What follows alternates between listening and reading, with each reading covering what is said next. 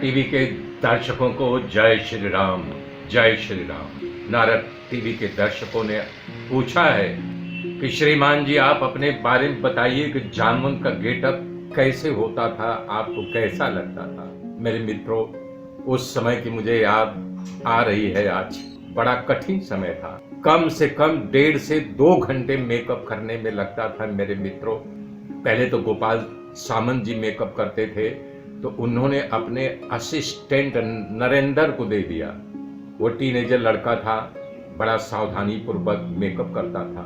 पहले मेकअप होता था, उसके बाद आंख के ऊपर यहाँ पे ऐसे पट्टी चिपकाई जाती थी, दिखाई दे रहा ना, ऐसे दोनों आंख पर ये कलरिंग करके पट्टी चिपकाई जाती थी। तो जो मैं आंख जब खोलता था तब मेरी आंख खुलती थी, प्रकाश निकलता था आंख से। और यहाँ पर एक लास्टर लगा करके नीचे का मुंह जो मैं जब बोलता था मूवमेंट करता था, और दूसरा यहाँ चिटकाया जाता था। ये तो लास्टर लगा रहता था, ये एकदम टाइट फिक्स, ताकि जब मैं मूवमेंट लेता था तो हिलता था। प्रभु आप जिस पर कृपा करते हैं, मुंह फैला के बोलना पड़ता था। और ऊपर से ये बाल से कवर किया जाता था। ये यहाँ पर जैसे ये हमारी दाढ़ी है, ये दिखाई दे रही है, ऐसे यहाँ पर बाल रहता था, उसको कवर करता था। और आँख खोलने में भारी होता था। रामायण खत्म होते होते मुझे मेरे आँख की रोशनी चली गई, चक्कर आने लगा था। जब डॉक्टर को दिखाया गया तो बोला इनकी आँख में खराबी है, चश्मा लग गया था मेरे मित्रों।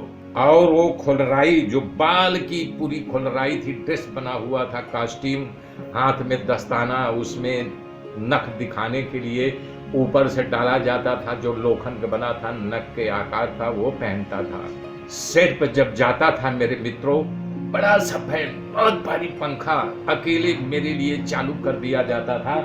मैं अपने उस मुंह को, जो यानी कि यहाँ मास्क चिपकाते थे, और नीचे यहाँ से यहाँ तक जो ऐसे फैला के कंघी डालता था, तब मुझे हवा आती थी और पंखा चलता था। लेकिन जब शॉट देना पड़ता था तब पसीने से तरबड़ हो जाता था। उस समय सही सही बजरंगबली की कृपा थी, सरस्वती माँ की कृपा थी, सागर साहब महान कृपा थी कि वो सावधानी पूर्वक शॉट लेते थे। एकदम बोले घबराना नहीं, आराम से शॉट दो। और संजोगवश कोई रीटेक भी नहीं होने पाता था। जब शॉट खत्म होता था तो फिर वो पंखा चलाया जाता था, उसी पंखे के सामने फिर बैठता था।